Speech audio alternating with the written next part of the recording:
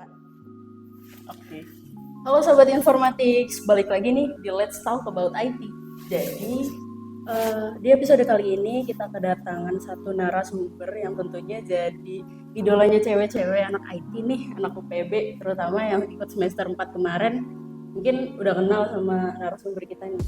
Orangnya tuh pintar, suka traveling. Tentunya juga kita bakalan ngobrol lebih banyak sih tentang personality beliau dan gimana cara beliau bisa jadi dosen tapi tetap punya work-life balance yang oke banget nih. Mungkin teman-teman bisa dapat inspirasi dari beliau. Langsung aja kita di sini ada Pak Anggi Muhammad Rifai. Anggi Muhammad Rifai, Eskom Mkom ya Pak? Iya. Oke, selamat datang Bapak. Iya. Nah kebetulan kan Pak Anggi ini tuh masih muda Kayaknya. dan kebetulan ngajar di bidang teknologi. Sebenarnya saya kan waktu pertama kali ketemu Bapak tuh waktu semester kemarin. 4. Iya semester 4 itu pemrograman mobile kan. Iya. Terus malah jadi terinspirasi ke personality-nya Bapak nih yang suka jalan-jalan. Terus kayak ini dosen asik banget kan, masih muda, terus juga jago IT, abis itu juga suka traveling. Jadi kita sebagai mahasiswa kan jadi kayak, wah ini orang bisa nih jadi role model gue gitu. Asik. Kebetulan kan juga umurnya gak terlalu jauh kan, jadi kayak lebih santai gitu. Kalau misalnya Iya. yang lain kan lebih kayak kaku gitu kan, terus gimana lebih ke teknis segala macam gitu.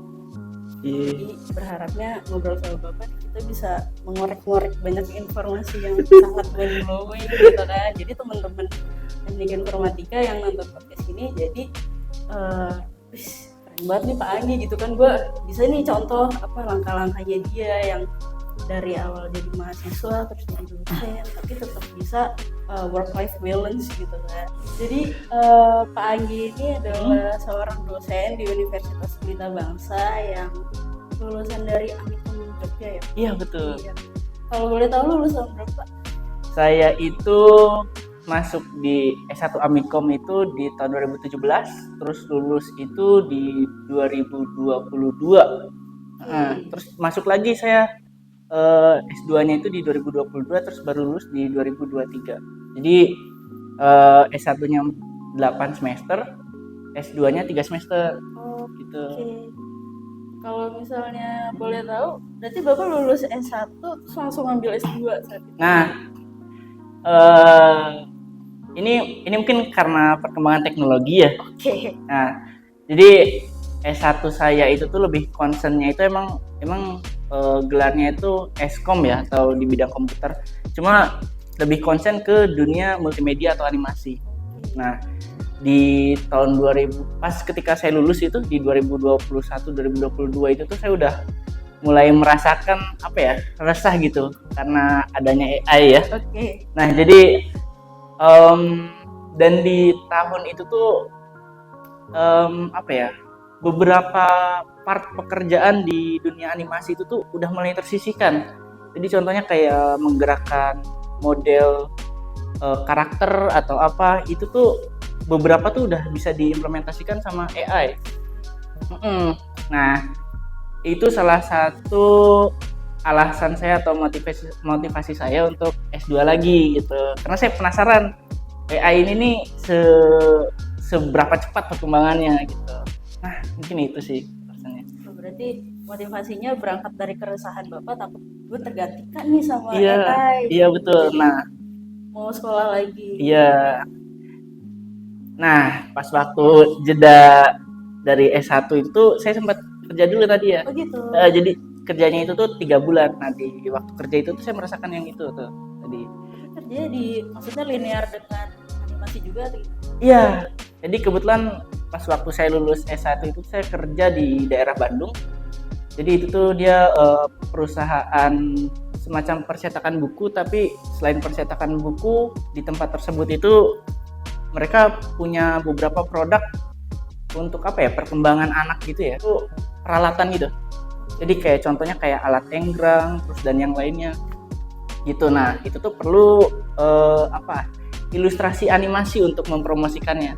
Nah, pekerjaan saya di bidang itunya untuk mempromosikan barang-barang yang mereka punya gitu. Oke, keren banget ya kerjaannya. Kalau untuk jadi dosen di UPB nih Pak, berangkat dari Bandung terus ujuk-ujuk ke Cikarang gimana? Nah, em, gimana ya? Agak panjang ceritanya. Jadi sebenarnya ketika saya lulus dari Amikom pas waktu S2 itu saya mengalami fase nganggur yang agak beberapa lama sih bulannya gitu. Kenapa menganggur? Ada beberapa alasan sih. Jadi saya itu tuh masih bimbang. Jadi ketika saya lulus S2 tadi itu saya merasa bimbang kalau ada dua opsi untuk menjadi dosen dan menjadi profesional. Nah, kalau menjadi profesional saya membutuhkan pengalaman gitu. Nah, sedangkan saya belum punya pengalaman itu. Karena saya baru profesional kerja itu selama 3 bulan kemarin. Dan saya itu tuh mengalami switch karir yang tadinya itu di bidang animasi, saya pindah ke pemrograman AI ya pemrograman artificial intelligence gitu. Ya, nah mungkin fase itu tuh yang bikin saya bingung dan Akhirnya memilihnya jadi dosen gitu. Terus memilih Universitas Pelita Bangsa juga itu apa ya? Itu benar-benar sangat random ya. Karena saya itu tuh beberapa kali melamar jadi dosen di mana-mana dan saya merasa ada kecocokan di Universitas Pelita Bangsa. Nah, kenapa saya cocok di sini? Karena saya ngelihat di daerah sini nih kota industri ya kebetulan ya. Iya, benar. Nah, mungkin saya bisa mendapatkan pengalaman baru karena saya kan setelah lulus S1 lanjut S2 ya. Iya. Nah, saya mungkin bisa mendapatkan pengalaman dari orang-orang di sini gitu. Dan memang banyak menginspirasi sih di sini. Baik mahasiswanya maupun dosennya karena dosennya pun banyak yang ini ya, apa namanya? Entrepreneur. Iya, entrepreneur ada, terus ada beberapa yang punya perusahaan, terus ada yang apa namanya itu ya, posisi di perusahaan itu tinggi gitu. Nah, ya betul. Terus ada beberapa juga yang mahasiswanya itu tuh ya sebenarnya mereka sudah punya talent sendiri ya itu, dan itu sebenarnya memotivasi saya juga itu. Tapi untuk ini nih Pak, kehidupan pribadi sendiri kan kita tahunya pagi itu sempat naik gunung ya. Oke. Kira-kira gimana tuh Pak manajemen waktu jadi dosen? Kan kita ini dosen sibuk banget kan dengan ngurusin mahasiswa segala macam, tapi Bapak tetap bisa sering jalan-jalan gitu. Gimana caranya di kita yang sosok sibuk? Nah, sebenarnya kalau manajemen waktu tuh yang penting ini ya, kita harus memposisikan semacam presentase kewajibannya. Jadi kalau misal kita mempresentasikan kuliah ini 80% gitu ya, terus kesenangannya itu 20% ya harus disesuaikan gitu. Nah, kalau saya cara memanajemennya itu tuh itu mana yang prioritas dan mana yang nggak prioritas gitu. Itu. Kalau presentasinya nggak begitu penting bisa nanti. Iya, betul. Terus kalau menyisihkan waktu liburan gitu ya, contoh kayak naik gunung, terus jalan-jalan entah ke luar kota gitu. Nah, kalau bisa itu disesuaikan juga dengan tadi ya hobi. Terus kalau bisa lagi itu disesuaikan juga dengan kerjanya teman-teman, atau freelance ya. Mungkin teman-teman ada yang suka fotografi, nah itu mungkin bisa sambil cari lokasi foto gitu ya, atau semacamnya gitu. Karena kebetulan kemarin itu tuh saya suka foto-foto gitu ya, suka ambil foto footage gunung segala macem. Nah itu alasan saya kenapa suka mendaki gitu. Gitu. Iya. Tapi kalau pengalaman sekolah di Jogja sendiri gimana? Sesuai dengan rekomendasi keluarga gitu. Iya sih, sebenarnya bisa disebut rekomendasi, iya juga sih Mbak. Karena kebetulan saya direkomendasikan gitu buat kuliah di situ karena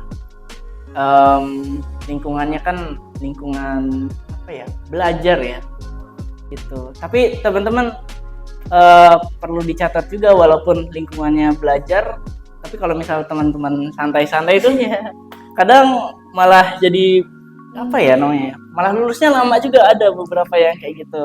Jadi balik lagi ke pribadi kita. Pribadi juga ya. Jadi yang tadi tuh harus memanajemen waktunya gitu, mana yang diprioritaskan dan mana yang nggak terlalu untuk didahulukan gitu. Oke, kalau dari faktor lingkungan sendiri gimana tuh? Seberapa besar faktor lingkungan Amikom Jogja mempengaruhi seorang Anggi Muhammad Rifat? Wah, itu kalau jujur sih banyak banget sih. Iya, kenapa banyak? Karena sebenarnya itu tuh apa ya? Saya itu tuh nggak terlalu tertarik ke dunia pendidikan dari mulai SD. Oke. Gitu. Bahkan pas waktu saya SD itu tuh dari kelas 2 ke kelas 3 tuh hampir mau nggak naik kelas. Oh gitu, karena Iya. bandel. Iya, karena bandel sih. Ya karena bandel gitu. Terus di waktu kecil itu tuh saya udah mulai mencari-cari gitu ya, mencari-cari mana yang sekiranya hal itu untuk didalami dan mana yang nggak perlu didalami gitu ya, atau cukup pengetahuan umumnya aja gitu. Nah kebetulan kalau saya itu tuh emang dari kecil tuh suka di komputer ya, di bidang komputer ya. Entah itu kalau saya dulu pas pertama ini sih ngetik-ngetik aja pas waktu SD, ngetik gitu. Jadi suka di bidang teknologi kebetulan. Bukan game online kan? Bukan. Tapi emang berapa ya main game online sih. Untuk menjadi ahli di bidang yang nggak bisa kita dalami itu, atau yang di otak kita tuh mental gitu ya. Nah itu tuh cukup lama, bisa tapi cukup lama gitu. Dan kalau saya pribadi itu saya lebih milih untuk mendalami yang saya sukai, karena itu prosesnya akan lebih cepat gitu. Jadi waktu kecil nggak kepikiran akan jadi dosen sebenarnya? Ya nggak kepikiran. Terus pas waktu kecil terus saya introvert juga Mbak. Nah di Amikom, baru di Amikom itu saya mulai belajar untuk apa ya, pengembangan diri gitu ya gitu. Karena kebetulan pas waktu saya masuk di kampus itu nggak ada ospek itu, tapi ada sesi di mana kita itu diolah untuk pengembangan diri. Jadi kita dites apakah kita itu tuh seorang predator atau mamalia. Maksudnya itu kalau predator itu tuh dia itu tuh personal yang memimpin atau leader.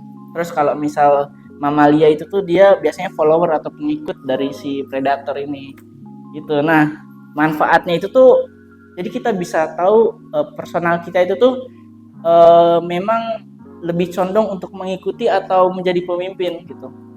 Karena kalau kita salah posisi itu tuh akan akan berpotensi banyak kesalahan gitu. Ya kalau misal si mamalia ini memimpin, nanti mamalia itu tuh biasanya tuh punya sifat yang kurang tegas ya, atau biasanya dia punya rasa kasih sayang yang penuh gitu, yang besar gitu. Nah itu kalau misal menjadi seorang pemimpin itu nanti kurang tegas. Kurang cocok ya? Iya, nah mungkin kalau misal pengen jadi pemimpin nanti jadi wakilnya saja gitu untuk mendampingi predatornya. Karena predator yang terlalu tegas juga kan nanti takutnya si mamalia ini takut. Nah jadi harus ada harus ada yang mendampingi. Kalau menurut Bapak nih, kita ngomongin predator dan mamalia yang punya tadi, menurut Bapak apakah predator harus selalu menjadi pemimpin dan mamalia harus selalu jadi follower, atau bisa switch gitu? Nah kemarin juga sempat ada yang diberitahukan ya ketika waktu masa orientasi itu. Jadi kepribadian mamalia dan predator atau pemimpin dan pengikut itu tuh bisa berubah-ubah. Itu sesuai dengan prinsip dari kitanya gitu. Dan beberapa dari teman saya juga ada yang dia itu tuh punya kepribadian ganda. Oh gitu. Iya. Dia itu tuh lebih nggak stabil.